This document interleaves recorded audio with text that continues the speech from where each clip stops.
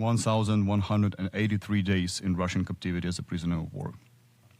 I was born in the Ukrainian city of Mariupol to a Ukrainian mother and Cuban father.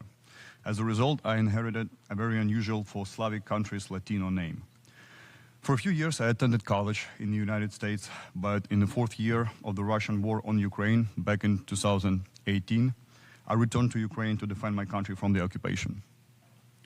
With the beginning of the full-scale invasion, I was already on the front line on the outskirts of Mariupol. For 3 months, I witnessed how Russian forces were wiping down residential blocks of my hometown, using civilians as a life shield, killing hundreds of men, women, children, elderly. Eventually, together with other Ukrainian servicemen, I defended the famous Azovstal steel plant. Our surrender was the result of international negotiations. We were giving assurances that the defenders of Azovstal would be treated in accordance with international humanitarian law and prioritized in prisoner exchanges. What follows was very different.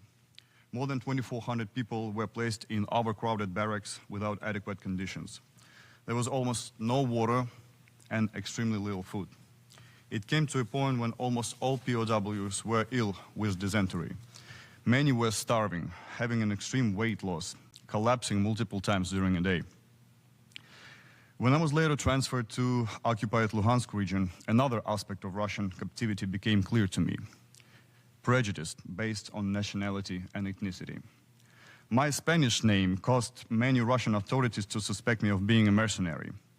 They could not comprehend that Ukrainians could be of inter-ethnic heritage without losing Ukrainian identity.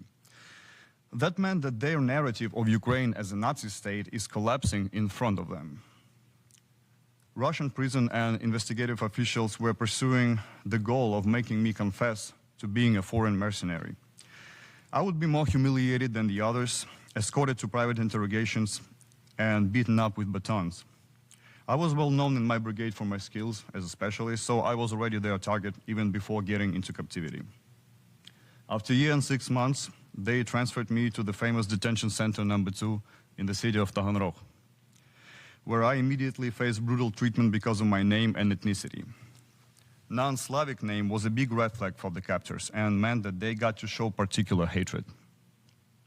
After my arrival, I was told to strip down naked and was being beaten up every single second in every place on my body. On the same day, I was escorted to a separate interrogation courtyard in the jail, tortured, beaten up by 3 prison guards with fists and batons. They accused me of being a mercenary and an American spy because of my college years spent in the USA. After I refused to admit this, I was electrocuted. I was being treated harsher than other POWs. When my cellmates and I were escorted to a shower, I was the only one with handcuffs on my wrists. During daily security checks, I was being beaten up more, not only for being a Ukrainian Marine, not only for being a drone specialist or being an Azovstal defender, but mainly because of my Latino name and my Cuban background.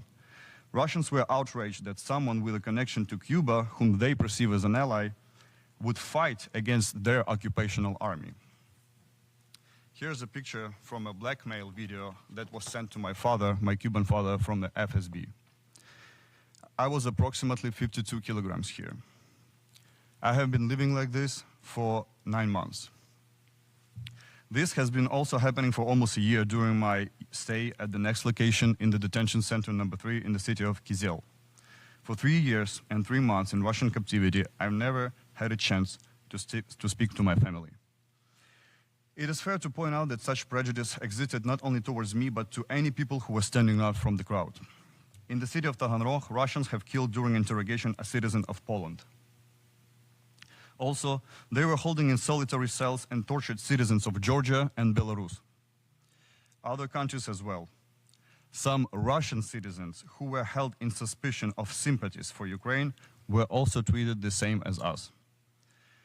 Almost all Ukrainians who were held in detention center number 2 in Taganrog were exposed to torture through freezing, beatings and electrocution, verbal, physical and sexual abuse.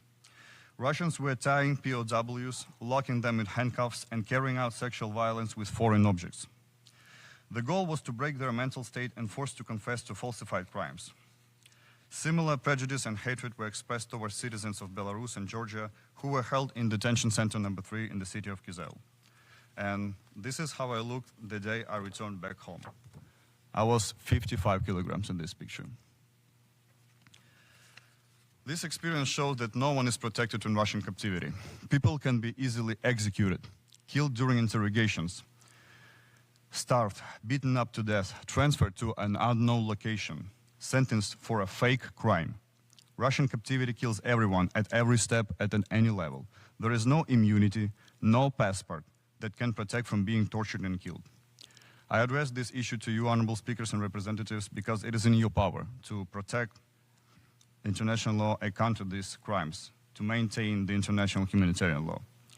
Thank you all for this opportunity to speak and for your attention, and I wish you every success in this fair fight for justice. Thank you.